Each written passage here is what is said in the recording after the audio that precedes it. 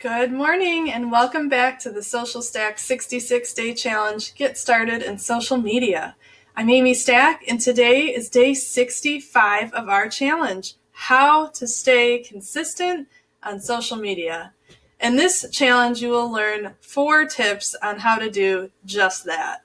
Before we get started, if this is your first time here and you want to learn more about marketing with technology for your business, start now by subscribing to my channel. Just click that red subscribe button and then the bell icon.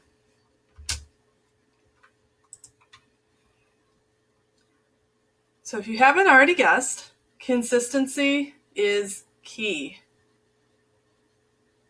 Consistency is key in social media marketing because being consistent in your brand allows you to grow in audience engagement and reach. From the tone of your voice used in messages to the aesthetics of your profiles, you need to be recognizable to gain traction among your intended audience.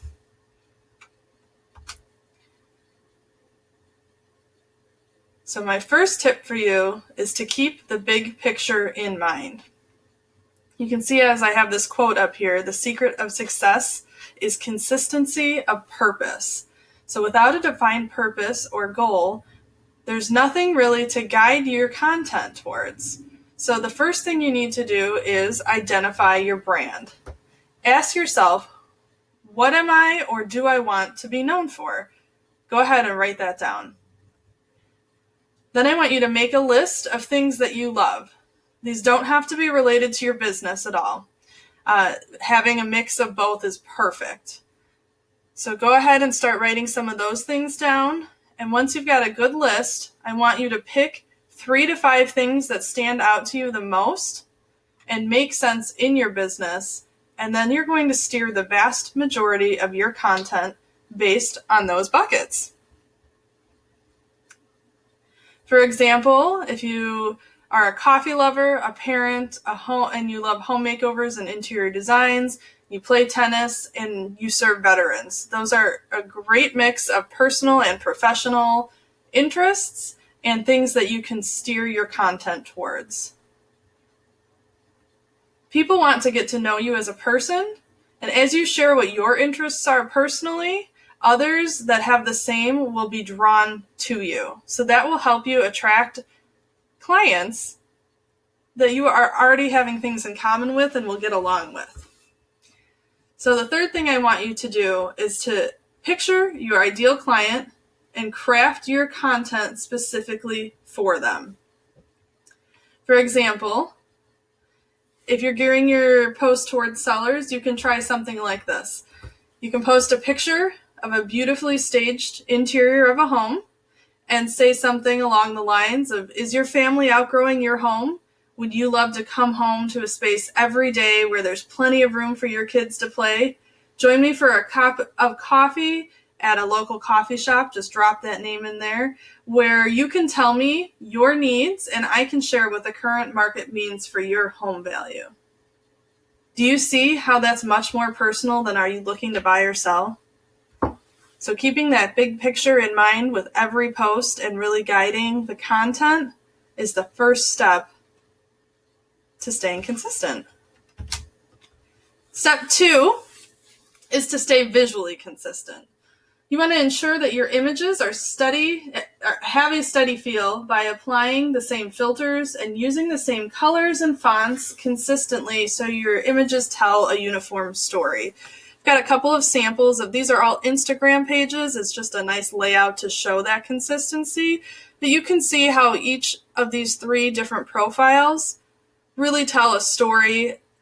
They are using the same colors, they're using the same fonts, and they look visually pleasing or appealing. I'm going to make up a word, pleasing. Remember that you can use all kinds of different filters or tools for this. For example, you can use filters, which I have listed on here. And for those, you can use some filters that are built right into your design platform. Like if you use Canva, there's filters in there. Or on Instagram, they have their own way to filter images. You can also use third-party apps like VSCO, A Color Story, or Snapseed.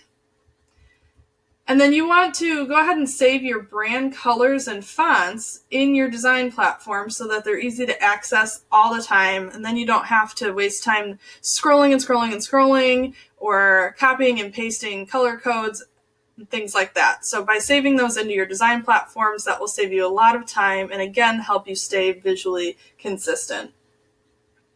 You can save colors and fonts inside CanvaPro. It's just a system I use all the time, so I'll go ahead and put my affiliate link in the description of this video if you want to check that out.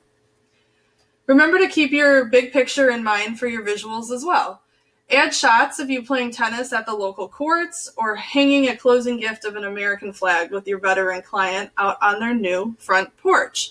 So that's going to tie right back into that big picture we already identified in tip 1. Tip 3 is to time block. So there's this great quote by Benjamin Franklin: by failing to be prepared, you prepare to fail. So time blocking is a great way to set yourself up for success. If you're not familiar with that term, time blocking is scheduling specific chunks of time. So you want to do this to work on your social media presence, and it will help you optimize your time and avoid running out of content ideas, going days without posting, or feeling that stomach-dropping panic when you need to post right now because you have to play catch-up. So you're going to do 3 main things in your time blocks. You're going to plan. So you'll plan your content, and I highly suggest creating a social media calendar for yourself to help visually organize your strategy.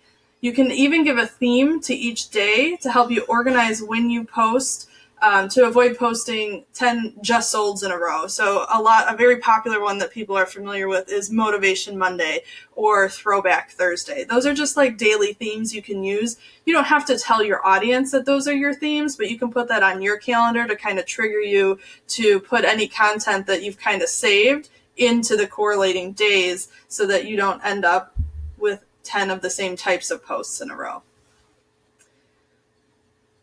This is also going to help you set aside time to actually make your graphics or apply those filters we talked about so that everything is visually consistent. And the third thing you'll do during your time block is actually go ahead and schedule your posts in advance so you can essentially set it and forget it. This will ensure that you have good-looking content going out consistently, and you will never again have that sudden jolt of adrenaline at 3 a.m. that comes when you realize you haven't shared anything in a week. A pro tip for you is to make sure you don't totally walk away with that set and forget idea. You want to go back in and check your posts for comments and questions so that you can respond. But you don't have to worry about coming up with new content on the fly. You can use schedulers built into platforms like Facebook or YouTube, or you can use third-party systems like Later.com, Buffer, Hootsuite, and CinchShare, and I'll post some of those links in my description of this video as well. There are tons of those platforms out there with varying costs and features, so make sure to do your homework and find what fits your needs best based on your platforms and your frequency of posting and what type of content you're posting. Tip 4, pretty easy. Keep it simple. You want to be brief, share your story, and get the heck out. No one wants to read a novel on Instagram or listen to you babble on YouTube. Be fun. Oh, I skipped ahead. We want to be bright. Be brief, be bright, so stay upbeat. No one likes a Debbie Downer. People go on social to take a break from life, right? So if you have a cause you want to share, of course, that's a perfect place to do it. But make sure you're not complaining too much on there. People have enough things to worry about in their own personal lives, and they don't want to see other people complaining. So next is be fun. You want to go ahead and be yourself and, of course, have fun. Not everyone will have the same sense of humor or views as you do, and that's okay. There's enough business out there for everyone, and you only need to invest your time into people that are your ideal clients, people that you vibe with. And then be done. Don't dwell on all those tiny details. Start messy. You're going to get better as time goes on, and you need to make sure that you are focusing the majority of your time on income-generating activities. not if you should bump up the transparency a few more notches in your graphic.